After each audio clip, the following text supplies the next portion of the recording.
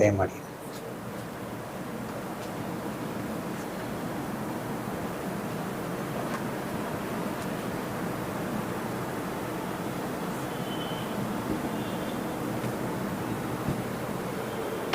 இது ஒரு ஜாதகம்.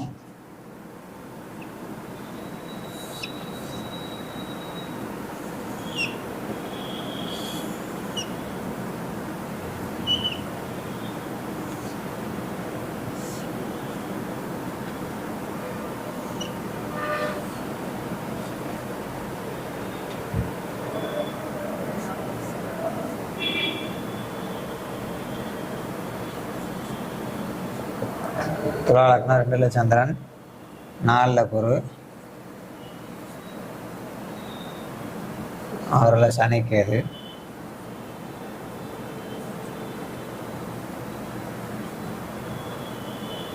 8ல் புதன்,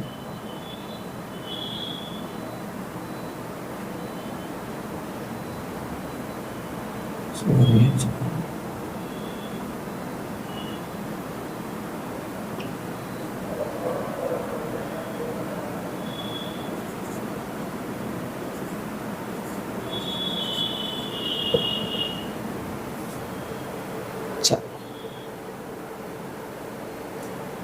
இந்த ஜாதகம் பார்த்துக்குங்க. திருமண வாழ்க்கையில் பிரச்சனையை கொடுக்கக்கூடிய ஜாதக அமைப்பில் இந்த ஒரு ஜாதகம். ரொம்ப இதுக்கு ரூல் பார்த்தா நிறைய மற்றவங்க மாதிரி யோசிக்க வேண்டியதில்லை. ஃபஸ்ட்டு எடுத்த உடனே இவங்க திருமண வாழ்க்கையில் ரொம்ப நல்லா இருப்பாங்களா, சந்தோஷமாக இருப்பாங்களா அப்படின்னு பார்க்கும்போது செவ்வாய் சுக்கிரன் தான் பார்க்கணும். இந்த இடத்துல செவ்வாய் சுக்கிரன் வந்து பார்த்திங்கன்னா சுக்கிரன் புதன் பரிவர்த்தனை யோகத்தில் இருக்குது. இப்போ பரிவர்த்தனை யோகம் ஒரு ஜாதகத்தில் செவ்வாய் சுக்கிரனும் 7ஆம் அதிபதியோ வந்துச்சுனாலே அவங்க திருமண வாழ்க்கையில் ஒரு டைமாவது கோச்சிட்டு போய் 6 மாதம் 1 வருஷம் அவங்க பிரிஞ்சிருந்து அதுக்கப்புறம் வந்து சேர்ந்து வாழ்கிறது தான் வாய்ப்புகள் இருக்க தவிர்த்து அவங்க அப்படி பரிவர்த்தனை உள்ள அத்தனை ஜாதகமும் பிரியாமல் வாழ்கிறதில்ல. அப்படி யாராவது ஒரு சிலர் 100ல் ஒருத்தர் 1000ல் ஒருத்தர் வாழ்வாங்க. அப்படி வாழ்ந்தால் அவங்க வேலை விஷயமாக வெளியூர் போய் பிரிஞ்சிருந்து அதுக்கப்புறம் வந்து வாழ்கிறதுக்கான வாய்ப்புகள் அதிகமாக இருக்குது. அது பாயிண்ட் 1. ரெண்டாவது, இந்த லக்னத்துக்கு 7ஆம் அதிபதி அப்படின்னு பார்த்தீங்கன்னா செவ்வாய்.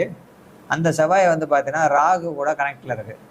இப்படி செவ்வாய் ராகு கூட கனெக்டில் உள்ள எல்லா ஜாதகங்களும் பாருங்கள், பெரும்பாலும் இது பெண் ஜாதகம் சரிங்களா. இது ஒரு பெண் ஜாதகம். இவங்களுக்கு பிரிவினையை கொடுத்துருக்கு சரிங்களா. அதுக்கு தான் இந்த ஜாதகம் போர்டில் போட்டிருக்கோம். இப்போ வந்து பார்த்தீங்கன்னா இந்த பெண் ஜாதகத்துக்கு 7ஆம் அதிபதி கூட ராகு சம்மந்தப்படுறதுனால, குறிப்பாக செவ்வாயே கணவர்காரகன்னு சொல்லுவோம், அவர் கூட ராகு சம்மந்தப்படுறதுனால இந்த ஜாதகத்துக்கு பிரிவினை கொடுத்துருக்கு. எப்போது இளமையிலேயே 24 வயசுலேயே பிரிவினையை கொடுத்துருக்கு அப்படின்னு இந்த ஜாதகத்தில் சொல்கிறோம்.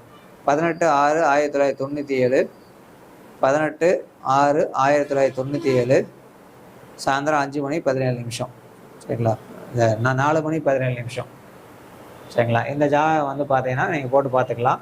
இந்த ஜாதகப்படி வந்து பார்த்தீங்கன்னா இவங்களுக்கு ஒரு வேளை 7ஆம் அதிபதிக்கு குரு பார்வை இருக்குது சார், அப்படி இருக்குது. ஏன் சார் அப்படி நடந்துச்சு அப்படின்னா, இங்கே சுக்கிரன் புதன் பரிவர்த்தனையும் செவ்வாயும் சனியும் நேர் பார்வையும், செவ்வாய் 7ஆம் அதிபதியை சனி பார்க்கறதுனாலையும் அது கேது கூட சேர்ந்து பார்க்கறதுனாலையும் நீச்ச குரு பார்க்கறதுனால தகுதி குறைவான, நம்மளுடைய தகுதிக்கு குறைவான ஒரு கணவரை தேர்ந்தெடுத்துட்டோம் அப்படின்னு ஃபீல் பண்ணி அவங்க திருமணம் ஆகி 3 ஆண்டுக்கு பின்னாடி வேணான்னு டிசைட் பண்ணி அடுத்து வேறு திருமணம் பண்ணுறாங்க சரிங்களா. இது ரொம்ப முக்கியம். அதுக்கடுத்து பெரும்பாலும் ஆண் ஜாதகம் பெண் ஜாதகம் ரெண்டுமே தான் இந்த 3ஆம் பாவம்னு சொல்கிறோம் இல்லைங்களா. லக்னத்துக்கு 3ஆம் பாவம். இந்த 3ஆம் பாவத்துக்கு சுப கிரக பார்வை பெற்றால் தைரியம் வீரியம் அப்படின்னு சொல்லக்கூடிய ஸ்தானம் அது. அங்கே வந்து சுபகிரகங்கள் பார்வை ஆகும்போது அங்கே தைரியம் வீரியம் நிறையா வருது. அதனால் வந்து பார்த்திங்கன்னா இவங்க எதிர்பார்க்குற விஷயங்கள் இல்லைங்கிற இடத்துல தவறுகள் நிறைய நடக்க வாய்ப்புகள் இருக்குது. இது ஒரு ஜாதகம் சரிங்களா.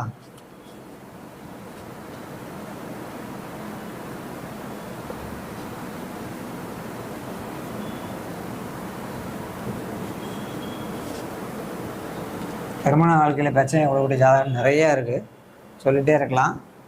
இன்றைக்கி 4 ஜாதகம் பார்த்தா 4மே திருமண வாழ்க்கையில் தொந்தரவு தான்.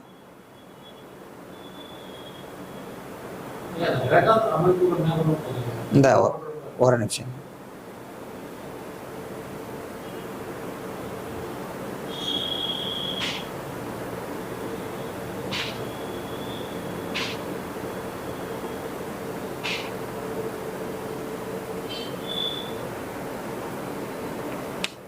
மகர லக்னம்,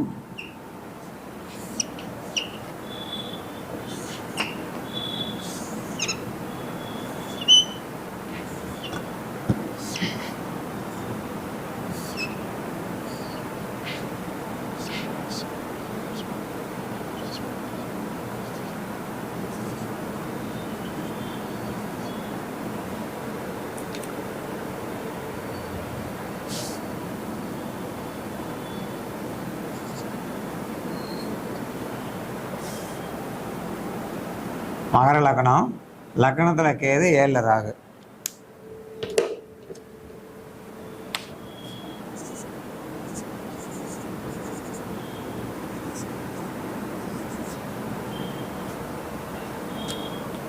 ஏழாம் தேதி வந்து பார்த்தீங்கன்னா இந்த ஜாதகத்தில் 3ல் மறைவு.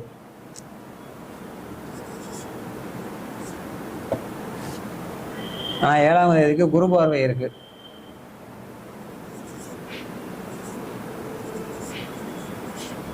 குரு சனி 2 பேரும் வக்கரமாக இருந்து பார்க்குறாங்க. அதுக்கடுத்து வந்து பார்த்தீங்கன்னா இந்த ஜாதகத்தில் செவ்வாய் சூரியன் புதன் மேஷத்தில்.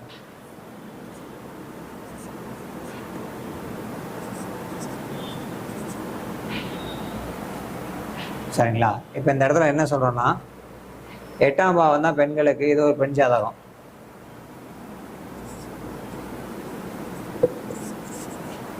இந்த 8ஆம் பாவத்துக்கு வந்து பார்த்தீங்கன்னா பாவாதிபதிக்கு குரு பார்வை இல்லை. ஃபஸ்ட்டு இந்த 8ஆம் பாவாதிபதி போய் லக்னத்துக்கு 4ல், ராகு கேதுக்கு கேந்திரத்தில் இருக்காது. இப்படி இருக்கும்போது திருமண வாழ்க்கையை தொந்தரவை கொடுக்குது.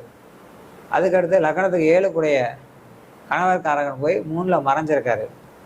இப்படி இருக்கக்கூடிய அமைப்புக்கு குரு பார்வை இருக்குது அப்படின்னா கணவர் வழியிலிருந்து ஏதாவது சொத்துக்கள் அந்த மாதிரி வேணால் இவங்களை ஜாதகத்துக்கு வறுமையை தவிர்த்து கணவர் கூட சேர்ந்து வாழக்கூடிய அமைப்பு பெரும்பாலும் இல்லை அப்படிங்கிறதான். இந்த ஜாதகத்துக்கும் பாருங்கள், இங்கே வந்து வளர்பிறை சந்திரன் சொல்லுவோம், இது உங்களுக்கு தேய்பிறை சந்திரன் சொல்லுவோம். இங்கே குரு பார்வை அப்படியே ஸ்ட்ரெயிட்டாக குரு பார்வை செய்து, இந்த சனி கூட சேர்ந்து பார்வை செய்து, இந்த 3ஆம் பாவத்துக்கு குரு சுக்கிரன் அந்த மாதிரியான பார்வைகள் வரும்போது அங்கேயும் நிறையா தவறுகள் நடக்குது. அதனால் திருமண பொருத்தம் பார்க்கும்போது இதெல்லாம் நீங்கள் ரொம்ப முக்கியமாக பார்க்கணும் அப்படிங்கிறது தான் இதோட விஷயம். இவங்களும் கணவரை பிரிஞ்சு தான் இருக்காங்க. இருதாரம் உள்ள ஜாதக அமைப்பு.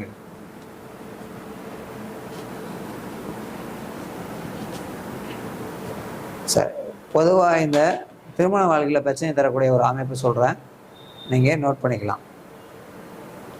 ஃபஸ்ட்டு ஒரு ஜாதகத்தில் திருமண வாழ்க்கை நல்லா இருக்கணும்னா ஆண் ஜாதகத்துக்கு 7ஆம் பாவமும் 12ஆம் பாவமும் நல்லா இருக்கணும். ஆண் ஜாதகத்துக்கு 7ஆம் பாவமும் 12ஆம் பாவமும் நல்லா இருக்கணும். பெண் ஜாதகத்துக்கு 8ஆம் பாவமும் 12ஆம் பாவமும் நல்லா இருக்கணும். இது ஃபஸ்ட்டு. அதுக்கடுத்து அந்த ஜாதகங்களில் செவ்வாய் சனி சேர்க்கை பார்வை இருக்கக்கூடாது. பெரும்பாலும் செவ்வாய் சனி சேர்க்கை பார்வை இருக்கக்கூடாது. 3ஆம் பாவம், சரிங்களா, 3ஆம் பாவத்துக்கு சுபகிரக பார்வை இருக்கக்கூடாது. சரிங்களா? அப்படி இருந்துச்சு அப்படின்னு சொன்னால் அங்கே நிறையா தவறுகள் நடக்க வாய்ப்புகள் இருக்குது. திருமணத்தில் மிஸ் அண்டர்ஸ்டாண்டிங் நிறைய நடக்கும் அப்படிங்கிறத பார்க்கணும். பெரும்பாலும் வந்து பார்த்தீங்கன்னா சந்திரன் ஆட்சி உச்சம் பெற்ற ஜாதகங்கள், சந்திரன் ஆட்சி உச்சம் பெற்ற ஜாதகங்கள்,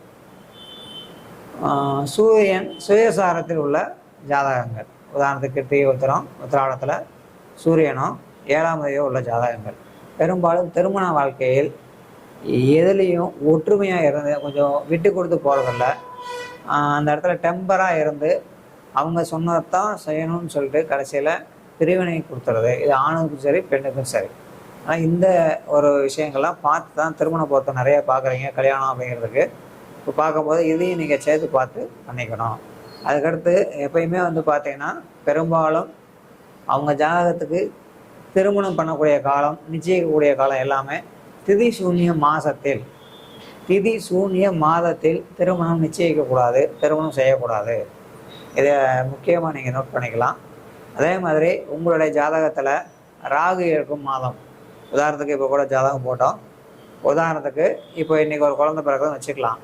அப்போ கும்பத்தில் ராகு இருக்கும். அப்போ கும்பம் என்பது மாசி மாதத்தை குறைக்கூடியது. அந்த மாசி மாதத்தில் ராகு இருக்கக்கூடிய ராசி எதுவோ அந்த மாதத்தில் திருமணம் பண்ணக்கூடாது. சரிங்களா? அப்போது திருமணம் பண்ணும்போது பிறந்த மாதத்தில் பண்ணக்கூடாது, ராகு இருக்கக்கூடிய மாதத்தில் பண்ணக்கூடாது, மாந்தி இருக்கக்கூடிய மாதத்தில் பண்ணக்கூடாது, திதி சூன்ய மாதத்தில் பண்ணக்கூடாது. இந்த 4 விஷயத்தை தவிர்த்து மற்ற மாதங்களில் திருமணம் பண்ணலாம். இந்த 4 லக்கணத்தை தவிர்த்து, இப்போ ஒரு பெண் ஜாதகம்னா ஆணுடைய லக்கணம் இந்த நாளாக இருக்கக்கூடாது, பெண் ஜாதகம்னா ஆணுடைய லக்கணம் இருக்கக்கூடாது, ஆண் ஜாதகமாக இருந்தால் பெண்ணுடைய லக்கணம் எதுவாக இருக்கக்கூடாது. அப்போ அந்த மாதிரி பார்த்து திருமணம் பண்ணணும், இல்லாட்டி பெரிய பாதிப்பை நீங்கள் அனுபவிக்கிறதுக்கான வாய்ப்புகள் அதிகமாக இருக்குது. சரிங்களா ஐயா?